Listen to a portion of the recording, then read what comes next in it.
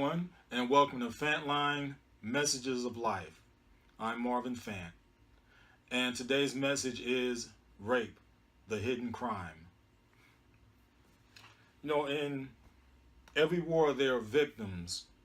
They're victims of rape, where women and even nowadays men are subjected to being forcibly and sexually violated. This degradation of injustice happens because of a mindset that permeates both sides of those warring against each other. And that is the mindset is that, well, since I'm able to kill with no jurisprudence, then I'm free to do other things as well. But not so, because if you're found out, you'll go on trial for war crimes. Which segues into today's message. Now, alarmingly, I've come across many women who have been sexually assaulted.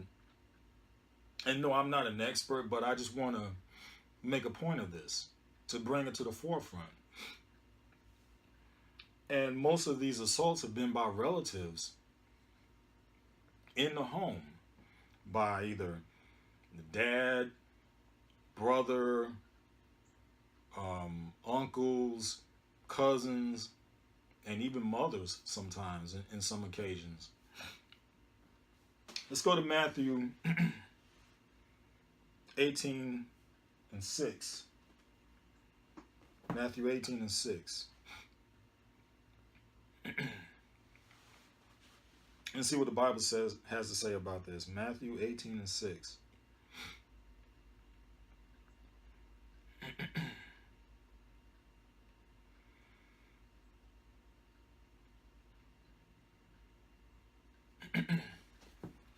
See what the Bible has to say about doing harm to a child, a little one, a precious one.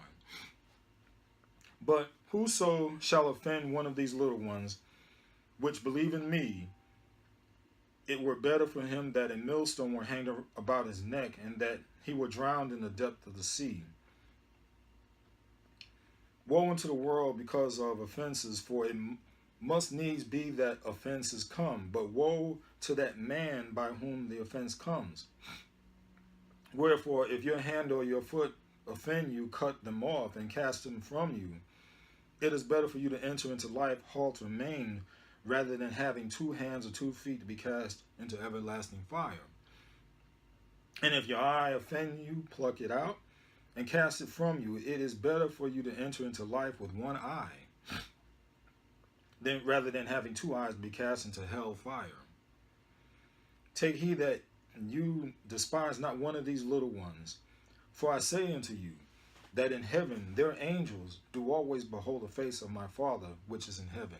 And that was Jesus talking about when you do harm to a child. And nowadays, like I said, I've heard so many accounts from so many women when they were children, that those who were supposed to love them and protect them were the ones doing harm to them. A lot of times it wasn't from outside sources. A lot of those times it was from within the home, from within the family, that these little ones have been being violated. Even more so today. So much is going on. And then you think about the psychological damage that's done to these females as a child. Whereas just the thought of taking that child being 5 years old, 8 years old, 10 years old, and to be sexually assaulted, to be opened up to that world at that age, it does a lot to the psyche. It does a lot to the mind. And it's just so egregious and erroneous. And for an adult or even someone older to do that to a child, when there are many many women out here who will freely have sex at the drop of a hat on a whim. I mean, you can offer a bag of McDonald's fries and you can have sex. You can throw $5 at somebody and you can have sex. So for these grown people, especially within the family, for these grown people to violate that precious child, that's just, it's just unfathomable, unthinkable. But it happens every single day. It happens. It happens. I recall, maybe I think it was about 20 years ago, there was this woman, she trusted her boyfriend to be in a home. He didn't have a job. She went to work. The boyfriend supposedly was babysitting, and during this time, what he was doing was he was masturbating to the baby. More so, the baby was taking his penis as if it were a bottle and sucking on it. And he ejaculated into the baby. I don't know how many times, but after a while, the mother noticed that the baby's stomach started to get a little bigger than it should have been. And the baby was, crying, but she couldn't figure out why. She fed it. She fed the baby. She did whatever she could to, get the baby calm. She took the baby to the doctor. Come to find out, the baby was succumbing to that sperm from that so-called boyfriend, from that so-called man. And when she found out what he was doing, she went and got herself a gun. She went to where he was and shot him dead. She went to stand trial, and thankfully, thankfully, there was a jury with some sense, and they did not convict her. They let her off, and rightfully so. She should have, rightfully so, because I just can't imagine not going into a rage, and that was done to one of my children or my grandchildren. Oh yeah, the thing is, you don't know what you would do if that happened to a loved one of yours until it happens. And hopefully those that I'm speaking with, that doesn't happen. But that was just unthinkable. So the psychological damage that can be done, it can spring out to so many things. From what I've heard, is that it can spring out into drug use, pornography, prostitution. The list just goes on and on because of that damage. And it's not to overlook. I'm talking about children, but it's not to overlook the aspect of a woman being sexually assaulted. She goes through some psychological situations and damages. Little boys, more and more these days, little boys are being sexually assaulted. It just boggles your mind. But a lot of these sexual assaults are swept under the rug, and when they are brought to the forefront, they get slaps on the wrist. They get a little pat on the back and, oh, don't do it again. I'm serious. This is actually things that are happening right now where they're being told, don't do it again. But the culprit in all this, is Satan. Satan uses the lust of men and women to manipulate these young people, to manipulate these children, or to take advantage of these children. Especially, again, it makes it so much more convenient when it's in the home. The victims are traumatized, and for fear of being told that, well, you just making things up, or you don't know what you're talking about. And so many times I've heard, whereas the victim's mother will brush things aside, and because they don't want to lose that so-called boyfriend or husband, and they are willing to circumvent what happened to you in order to preserve that man laying in that bed with them.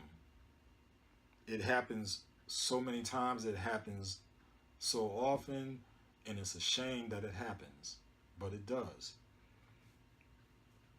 So these children grow up to be victims. They're victimized, and they continue to be victims, again, in so many ways, from prostitution, from pornography, from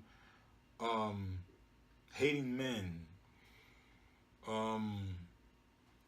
and then homosexuality is such an egregious thing. And a lot of times, it's not just in the home, but it can be in church.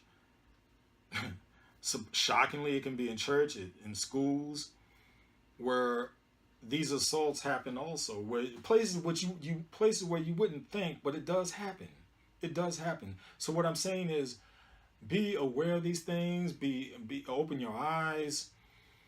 Be a little more sensitive to what your children are going through.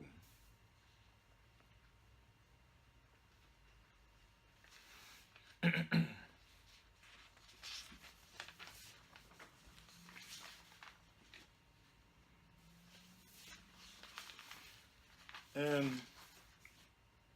here's the thing.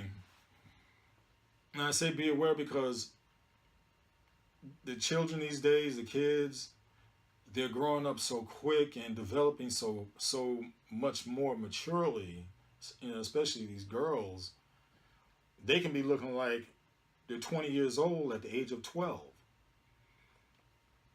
And the sexual attraction from these perverts to these children is just off the charts. Which is, again, why we have to be aware of our children. If you truly love your child, you will want to know where they're at all times. You will want to not just throw them out to society and let them fend for themselves, but again, realize that they're children and they need to be protected. The internet is such a gateway to a lot of good things, but it's also a gateway to a lot of bad things. You can go to the internet and pull up pornography just like that.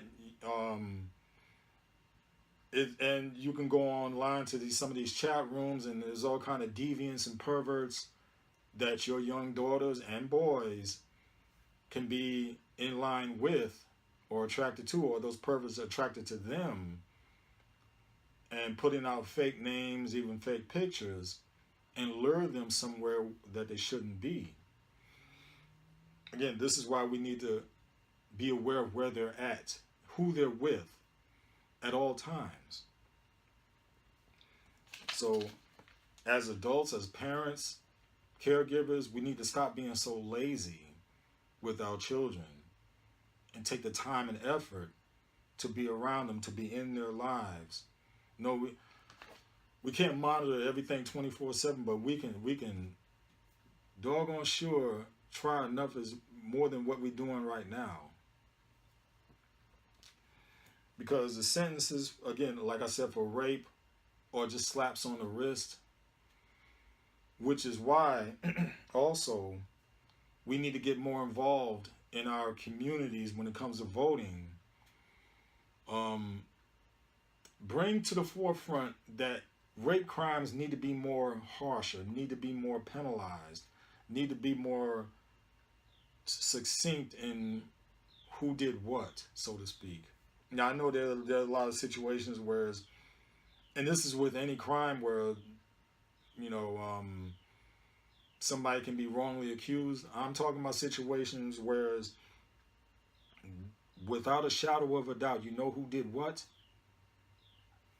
When that person is sentenced, throw the book at them, throw the hammer down on them, but make them pay big time instead of these slaps on the wrist.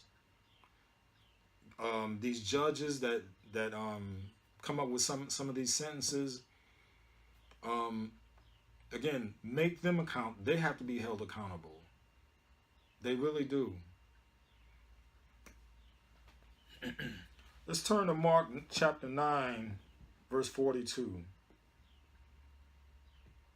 Mark 9:42.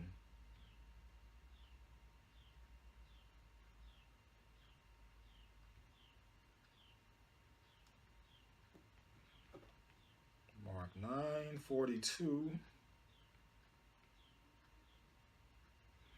And it says, and whosoever shall offend one of these little ones, and I've said this before, that believe in me, it is better for him that a millstone were hanged about his neck and he were cast into the sea. This is how much Jesus hates this.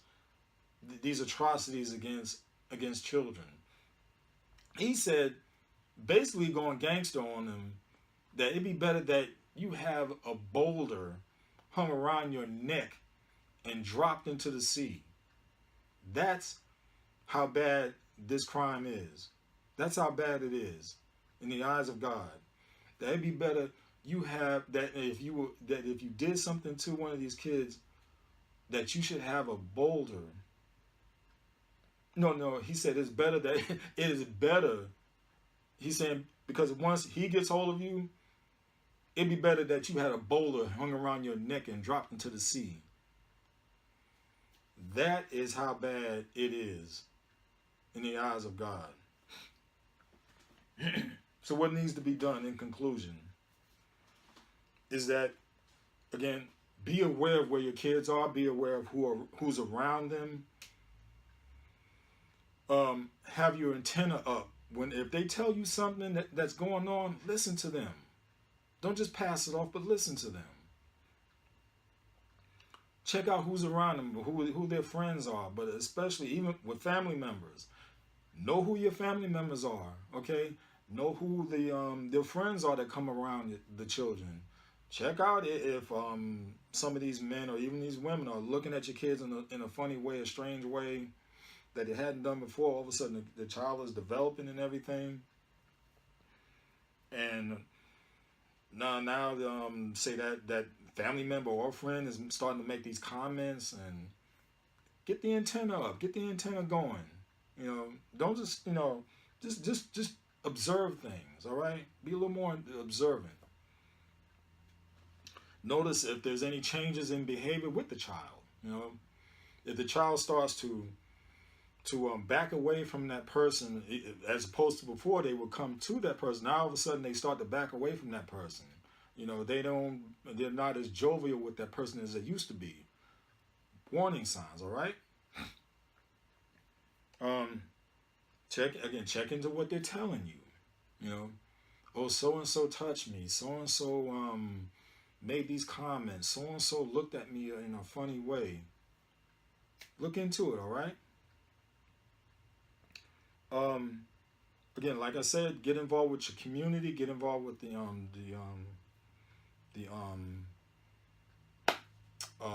penal system. See about the harsher sentences for, these types of crimes. All right, the crimes of rape. Look into that.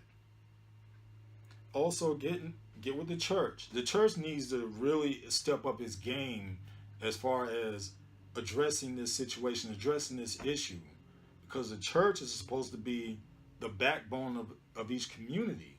So therefore, instead of we need to start talking more about these situations, all right, bringing it more to the forefront. That's why this message, I'm bringing you this type of message today. Bring it more to the forefront, all right? Because these things are happening in homes every single day, and they're getting overlooked, and our children are growing up messed up, okay? And only by the grace of God is that those who going through this and growing up and not be messed up is because God has been in their lives. And only God and good counseling really can turn things around for these children who grow into adults. Because a lot of times some of these children who grow into adults become perverts themselves, because that is the life they have led. That is for some of them, that is what they have known. And then they in turn turn the tables on some child themselves. So that's just some of the things that I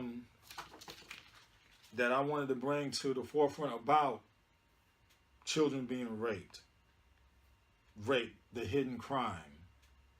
That concludes this message for today. I hope it's been a blessing to you. I hope it's been an edification for you. And if you like it, give me a like, share it on your timeline, subscribe, whatever it may be.